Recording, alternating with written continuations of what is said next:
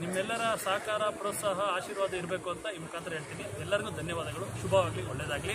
ಹಾಗೆ ನನ್ನ ಪ್ರೀತಿಯ ಮೀಡಿಯಾ ಮಿತ್ರರಿಗೂ ಕೂಡ ಅಷ್ಟೇ, ನೀವೆಲ್ಲ ನಮ್ಗಳ ಕಣ್ಣಿದ್ದಂಗೆ. ಯಾಕೆಂದರೆ ನಮ್ಗಳ ಮತ್ತು ಪ್ರೇಕ್ಷಕರ ನಡುವೆ ಏನಾದರೂ ಒಂದು ವಿಷಯಗಳನ್ನು ತಲುಪಿಸ್ಬೇಕಾದ್ರೆ ಮೀಡಿಯಾ ತುಂಬಾ ಮುಖ್ಯ ಆಗುತ್ತೆ. ಅದು ಪತ್ರಿಕಾ ಮೀಡಿಯಾ ಆಗಿರ್ಬೋದು, ಪ್ರಿಂಟ್ ಮೀಡಿಯಾ ಆಗಿರ್ಬೋದು, ಡಿಜಿಟಲ್ ಮೀಡಿಯಾ ಆಗಿರ್ಬೋದು, ಅಥವಾ ಯಾವುದೇ ಸೋಷಿಯಲ್ ಮೀಡಿಯಾ ಆಗಿರ್ಬೋದು, ಎಲ್ಲ ಒಟ್ಟಾರೆ ಪತ್ರಿಕಾ ವೃಂದದವರೆಗೂ ಕೂಡ ಮನಪೂರ್ವಕವಾಗಿ ನಾನು ಅಭಿನಂದನೆ ಸಲ್ಲಿಸುತ್ತಾ, ನಿಮ್ಮೆಲ್ಲರ ಸಹಕಾರ, ಆಶೀರ್ವಾದ, ಬೆಂಬಲ, ಪ್ರೋತ್ಸಾಹ ಹೀಗೆ ಇರಲಿ. ಎಲ್ಲರಿಗೂ ಕೂಡ ತಾಯಿ ಭುವನೇಶ್ವರಿ ಒಳ್ಳೇದು ಮಾಡಲಿ.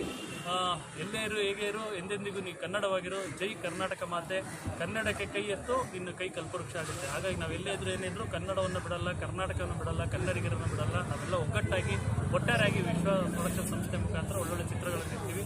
ಜೈ ಕರ್ನಾಟಕ ಮಾತೆ. ಎಲ್ಲರಿಗೂ ಶುಭವಾಗುತ್ತೆ. ಒಂದು ಪಿಡುಗು, ಅದೊಂದು ಈ ಥರ ಒಂಥರ ರಾಕ್ಷಸ ಥರ ಒಂದು ಪೈರಸಿಯಿಂದಾಗಿ ಇವತ್ತು ಅನೇಕ ಚಿತ್ರಗಳು ಆಶೆಯನ್ನು ಇಟ್ಕೊಂಡು ಮಾಡುವಂತಹ ನಿರ್ಮಾಪಕರುಗಳಿಗೆ, ನಿರ್ದೇಶಕರಿಗೆ, ನಟಿಯರಿಗೆ, ತಂತ್ರಜ್ಞಾನರಿಗೆ ತುಂಬ ನೋವನ್ನು ಉಂಟು ಮಾಡ್ತಾ ಇದೆ. ಯಾಕಂದರೆ ಇವ್ರುಗಳೇನು ಸುಲಭವಾಗಿ 1 ಅವರ್ ಪೈರಸಿ ಮಾಡಿಬಿಡ್ತಾರೆ. ಆದರೆ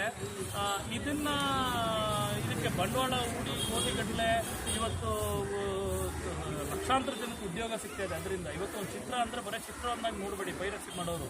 ಅದರಿಂದ ಕೆಲಸ ಮಾಡುವಂತಹ ಒಂದು ಲೈಟ್ ಬಾಯ್ ಆಗಿರ್ಬೋದು, ಕಾಫಿ ತಂದುಕೊಡೋರಾಗಿರ್ಬೋದು, ಅಥವಾ ಕ್ಯಾಮ್ರಾ ಅಸಿಸ್ಟೆಂಟ್ ಇರ್ಬೋದು, ಡೈರೆಕ್ಟರ್ ಅಸಿಸ್ಟೆಂಟ್ ಇರ್ಬೋದು, ಒಟ್ಟಾರೆಯಾಗಿ ನಾನು ಹೇಳೋದು ತಂಡ ತುಂಬ ಶ್ರಮಪಟ್ಟಿರುತ್ತೆ. ಅಲ್ಲಿ ಕೆಲಸ ಮಾಡುವಂಥ ಕಾರ್ಮಿಕರು ಎಲ್ಲ ಶ್ರಮಪಟ್ಟು ಈ ಒಂದು ಚಿತ್ರಗಳನ್ನು ನಿರ್ಮಾಣ ಮಾಡಿರ್ತಾರೆ. ನಿರ್ಮಾಪಕರು ಸಾಲನೋ ಸೋಲನೋ ಕಷ್ಟಪಟ್ಟು ಏನೋ ಒಂದು ಆಸೆ ಭಾವನೆಯಿಂದ ದುಡ್ಡನ್ನು ಉಳಿರ್ತಾರೆ.